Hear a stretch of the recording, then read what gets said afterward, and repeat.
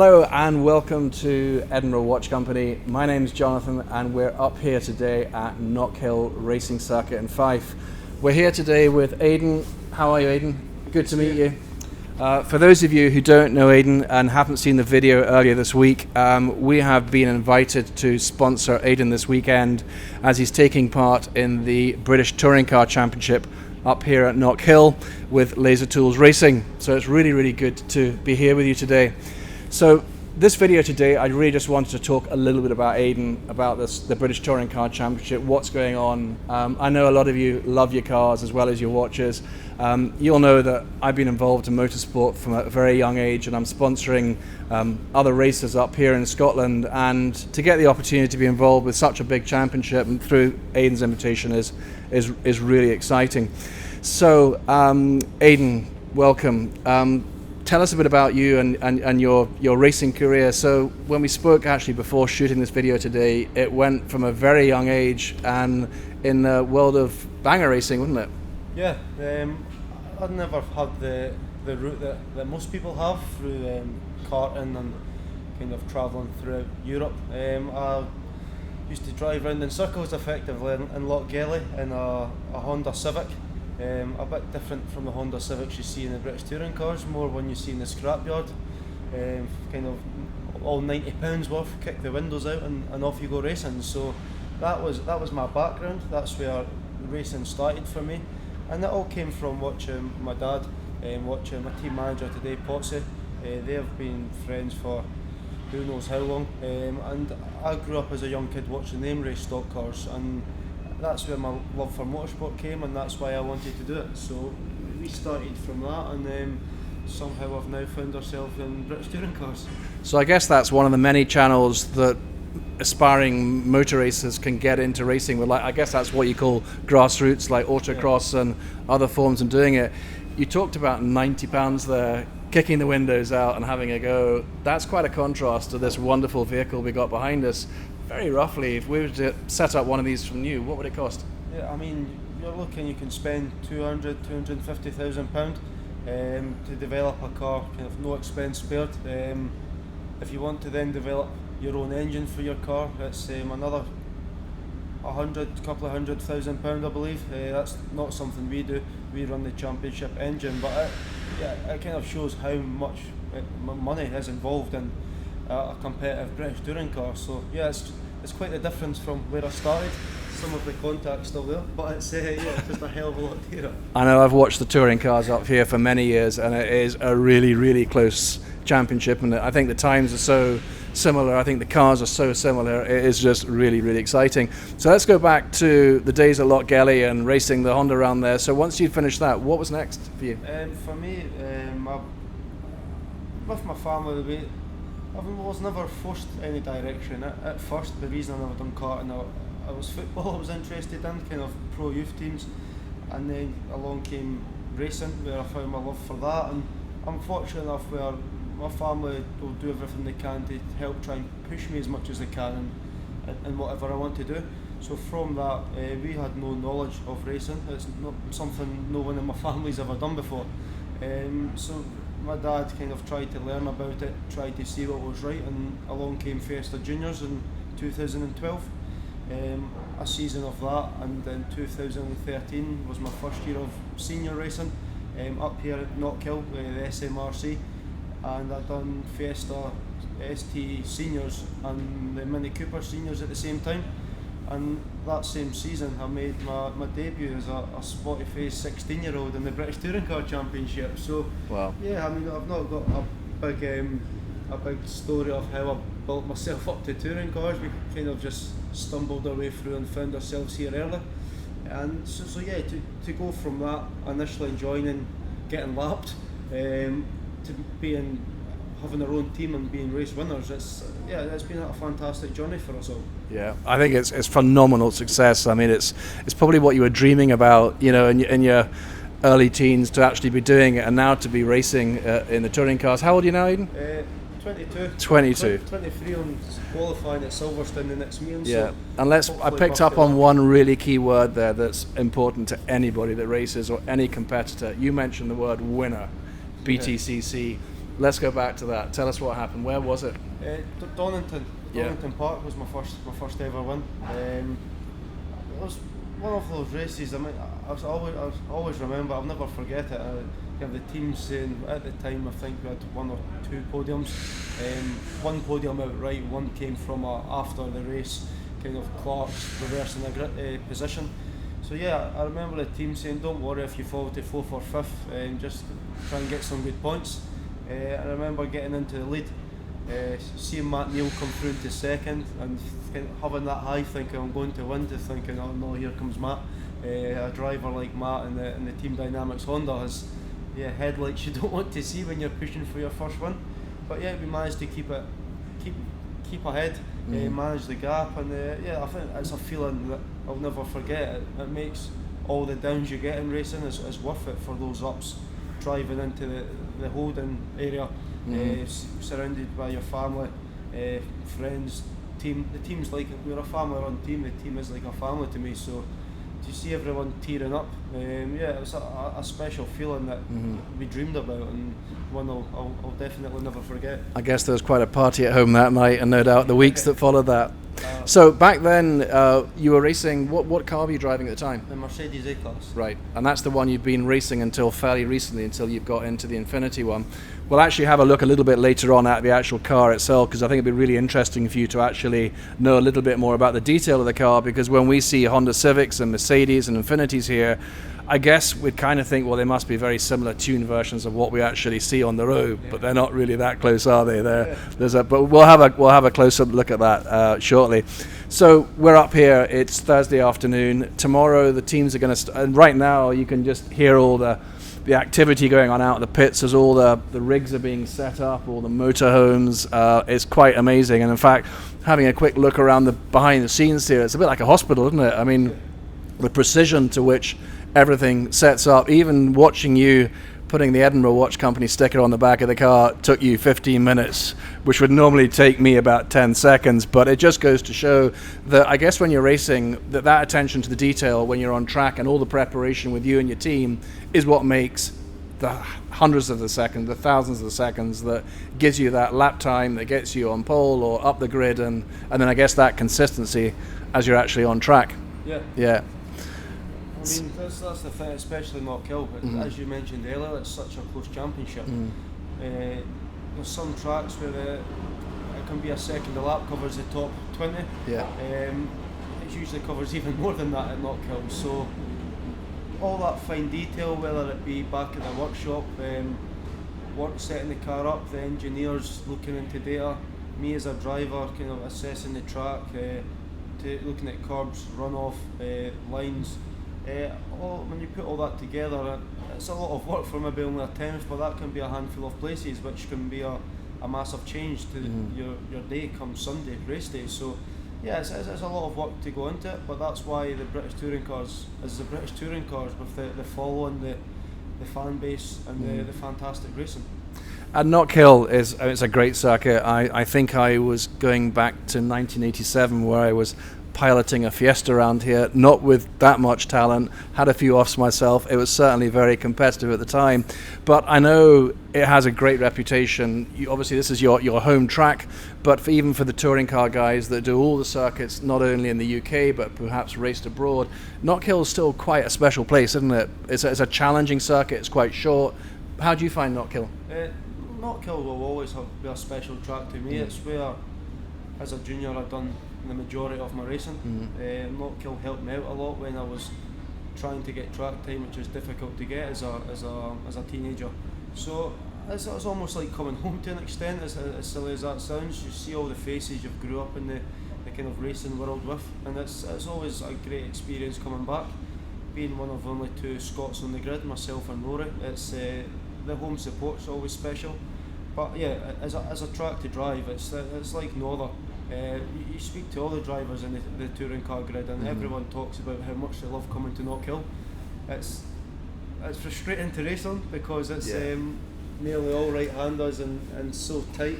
It makes it a very difficult track to race on. But as a driver's track, it's yeah, there's not a lot of tracks as enjoyable to go around as Knockhill. And I guess you talked about Rory earlier, who I know Rory well, and he's having a really good season, isn't he? Yeah. I mean, some great success. Another Scottish talent, and in fact, the son of Derek Butcher, who's the owner of Knockhill. But again, his season's been quite an interesting one, hasn't it? Yeah, it's great. I mean, Rory's, I consider Rory's a friend of mine. Yeah. He's a lovely family as well, the full family.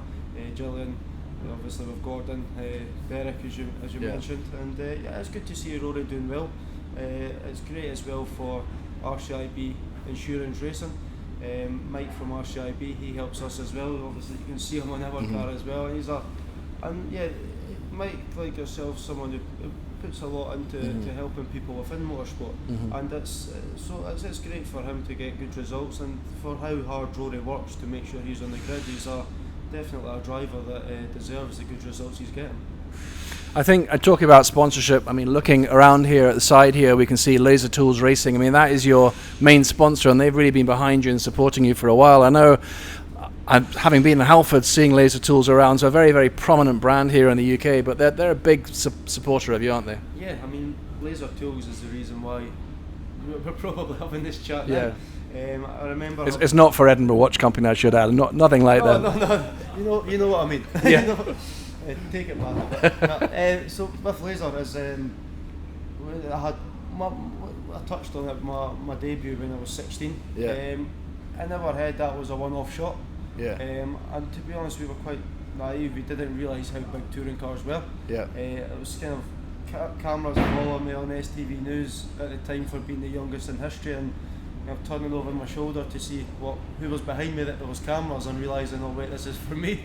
And that's when we realised how big a deal the touring cars was. And my debut went very bad.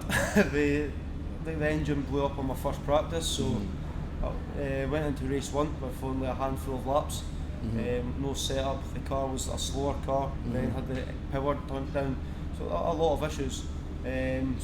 So went and got it all cured for race 2, and the wishbone snapped, and we went straight on through the chicane. So when there was all the publicity about being the youngest and it went so bad, we ourselves as a kind of a family tried to speak to people within who we work with, and managed to get something together to get back out for the last 2 meetings of the year even, purely because of how bad the debut went. And it was at that point we thought, right, we'll see what we can do next year, maybe Clio's, maybe VW Cup, and that's when Laser contacted us, asked if we would do the season, and yeah, we've had a fantastic relationship ever since. I think the kind of start of last year we were already speaking about this year before last year began, and yeah, they're like friends to us now. They do a lot more than just sponsor us. We work together a lot. They designed all the livery of the car. They do the livery of the trucks, all the posters that we put up, and we have a great relationship. So they have what's made me be able to make a career and keep going in touring car racing, which I'll always be extremely grateful for. So, watches are hugely involved in motorsport. Yeah. You know, when we look at Formula One, with Rolex, we have Lewis Hamilton with IWC. I know, having met you before, I think we were at the Scottish Motor Racing Club dinner, and you were quite keen in your watches there. What's your kind of love of watches and your association with watches? Yeah, I think it's just they're stunning things, aren't they? I think with some of the ones on the market, there's that many gorgeous ones out there, and it's just something I've always loved. If I won the lottery, I'd have a bit more of a collection with some of them nowadays. But yeah, watches has always been something I've had a massive interest in, and as you touched on, it's a big thing in racing. I think kind of from timing partners to then drivers' accessories and everything in between, it's became bigger and bigger in racing throughout the world, throughout championships. So it's always racing and watches. It's something that goes hand in hand, and is a great combination for working together. Cool. And what are you sporting there today? The Batman. The Batman. Yeah, a stunning one, that. So yeah, that's a gorgeous watch. Of all the race meetings to have it's the Scottish meeting with the colours, and it goes fantastic with the Laser Tools race car. So yeah, I'm very grateful for. It looks the absolute business on you, and we've also offered Aiden a pair of our gloves as well. Do you want to just try them on for size, just make sure they fit you okay? These are actually the Freem racing gloves, so they're proper competitive racing gloves here, and you'll see that we've got the Daytona on the wrist there, and another one here, so you've got the black one, and then we've got the Edinburgh Watch Company branding on the right. So these are proper fireproof gloves, so you won't get pulled up for that, but hopefully they'll just give you that extra millionth of a second there. Two tenths. Right, absolutely brilliant. Okay, it's been really good just to have a bit of a chat and just hear a bit of insight into what's going on. And hopefully those of you who are watching this video today, I know you love your cars, and it's just been interesting just to have a really good, genuine chat behind the scenes of a racing driver and about the career, etc. You mentioned Seb earlier on. I sponsored Seb Melrose a few years ago when he was doing Formula Ford, and of course he's now racing in the VLN Championship. I think he's hopefully coming here to watch you this weekend, isn't he? Yeah, Seb's a great friend of mine. Yeah. We'd kind of virgin inseparable at times. We do kind of the gym together. I've seen it. I've seen the gym. The gym is So there's a lot of carrying on that goes. I think if we took it a bit more serious, I would probably be built a bit better than this. But there you go. I think he's spending too much time with his girlfriend, isn't he? Yeah. But that's yeah. Take that on board. I'm actually going back out. We're out at the Nürburgring in May, as we have a partnership with Destination Nürburgring that do really cool track days out there. So we're out there early in the year, and I'm going back out at the end of this month, and Seb's going to be racing in the VLN out there. So we're going to go another sort of Scottish supporter. So as we sort of come towards the end of this video, I thought it'd be really interesting for you just to come and have a closer look at this Infiniti car, because through the seasons you've been racing the Mercedes and now you've changed to an Infiniti. Talk to us just a little bit about the Infiniti car, and then let's go and actually have a look about it, because the car itself, while it looks like an Infiniti from the outside, it's really quite different. So what I'm going to do is I'm going to pass you that mic just now, and then if you can just go around, let's go and have a look at the car and tell us a little bit more about it. No problem. Well, yeah, I think another thing that makes the British touring car so special is, as you touched on, from the outside it's the car you see going to the shops for your groceries. It's a normal Mercedes A-Class or a normal Infiniti. Until you start looking a little bit closer. I mean, all the cars, we run pretty much the same suspension. You need to go to certain companies for all the drive shafts, the uprights, the hubs, all run Penske suspension. You can develop your own engine, which just under half the grid I've done, but it's a hell of a lot of more money again. Just over half the grid they run the Toka engine, which is Swindon Race Engines, the company that they supply the engine. This one is the very one that we were running in the Mercedes A-Class. So we took the engine out of that, put it in the Infiniti. It's a 2-litre turbo engine. So you're all running 2-litre turbocharged engines, are you? What sort of horsepower is this kicking out, roughly? I believe they're about 360, give or okay. take. But yeah, so you can run your own engine, but to do so, it needs to be. There's a lot of rules for it. There's only a select few companies that can develop it, and it's all made to match the regs, which is why it's such a tight championship. And yeah, it's something they've mastered. There's the times you get frustrated because there is some cars that are a bit quicker on the straights with their power. But the lap times always match, and that's why there is an incentive to build your own engine, I guess. So cool. Yeah, it can be frustrating, but it's what racing is. So I guess we've all got different offices we work in. My office is behind a desk. Your office is actually in here, isn't it? Where you've got everything set up around you. We're going to actually have a look at that just now, because it's so important the way your clothes fit you. Everything's got to be just right. So I guess the way you've got your seat position, you talked earlier on about your gear shift, you just want it slightly closer to the steering wheel. Everything, just that little perfection makes the difference. Can you go and jump in the seat, and let's actually go and show us what that looks like.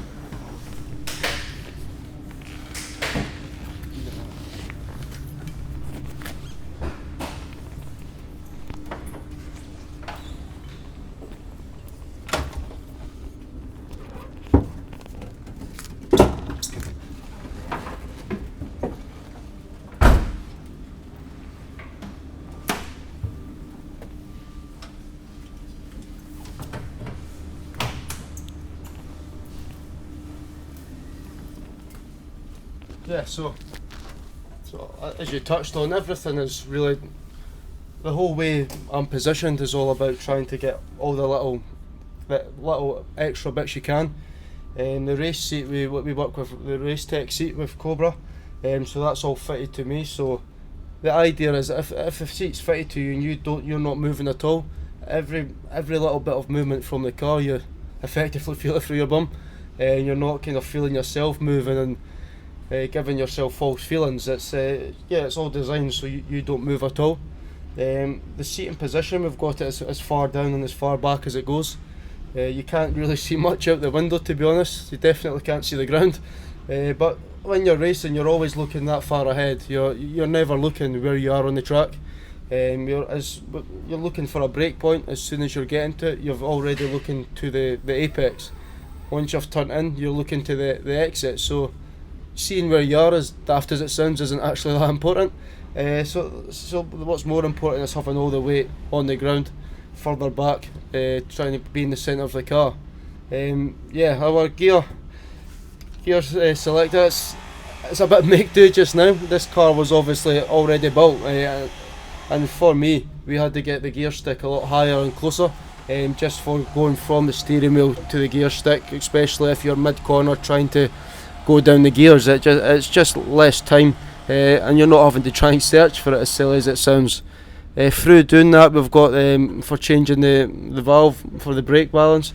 We had to move all of that. We've done it for this weekend, so as we're going through the track, the hairpin might be one position, the rest of the track will be another.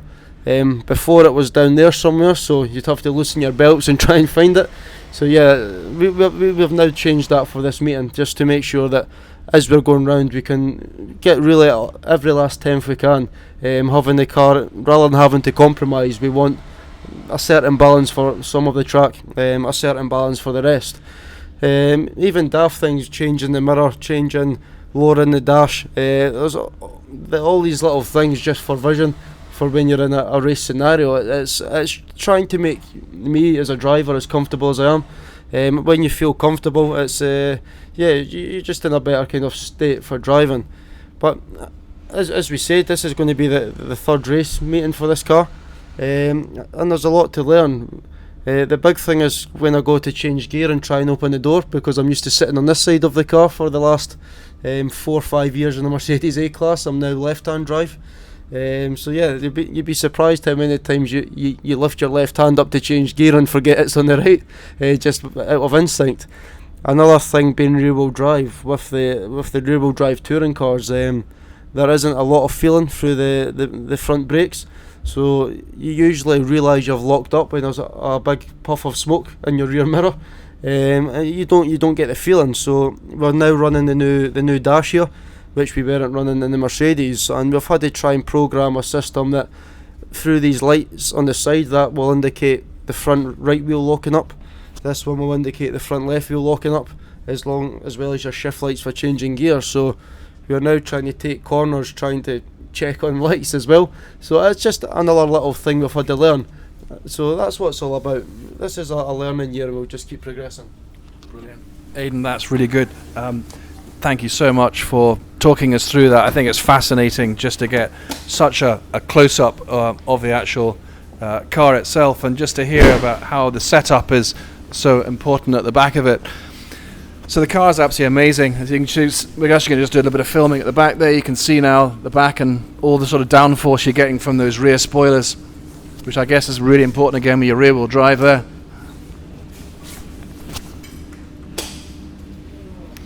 Just kind of talk us a little bit about the back there, what's going on in the back. You can just see. Just now we try and run it pretty neutral. I think downforce isn't massive in touring cars. I mean, the wing does play a massive part. I know we're looking at some of the other rear-wheel drive cars, like the Subaru, that typically will need to run more because of the shape. We get a lot with this car now. We've got a saloon compared to the hatchback we had before, with the airflow. We get the rear spoiler working better, which means we don't need as much angle. To be perfectly honest, all that stuff starts getting above my head. With British touring cars, they're so advanced. There's so much you can do that the biggest part is making sure you've got the right engineering team. So ours are currently on a flight from Milan. They should arrive at Edinburgh Airport soon. And yeah, Hexathron Racing, that's who they were behind the Mercedes A class. They got me my 3 wins, podiums, and they're behind the development of this Infiniti Q50, and I'm sure they'll be behind it when we eventually get that first win. Good. Brilliant. Well, Aiden, it's been fascinating talking to you. So that's this weekend here at Knockhill, Saturday, Sunday, racing both days? Saturday we had 2 practices in qualifying, 3 races on Sunday, but there'll be a lot of other races from the support package, so a great day out nonetheless. We were having a look around the pits earlier on. You got the Ginettas here, and you got another Formula. Is it Formula 4? Yeah, Formula 4, the open wheel. You've got the Ginetta Juniors, the Ginetta GT4 Cup. So yeah, some fantastic racing. I believe the crews are here as well. So ITV are going to be filming this. Is it ITV4? Is it going to be on? ITV4 will be live on ITV4 all day. So yeah, we're running the ITV cameras as well, the onboards. So yeah. I'll need to try and speak a bit clearer for all the English viewers out there when they're talking to me mid-race and I'm in a bit of a fluster. But yeah, brilliant. It should be a great day. Well, listen, thank you so much. It's been an absolute joy talking to you. I really sincerely wish you, from all of us here in Scotland, all the success on track. It'd be lovely to see you back up on the podium, maybe Rory up there with you as well, and have an absolute great weekend. So there we are. That's a short video. In fact, it's not been that short, but it's been just a brilliant video just talking with Aiden here at the British Touring Car Championship here with this Infiniti. Thank you so much for watching. Hopefully you've enjoyed this, and maybe you get a chance to come up and see it this weekend at Knockhill or catch it on TV. All the best. Bye-bye.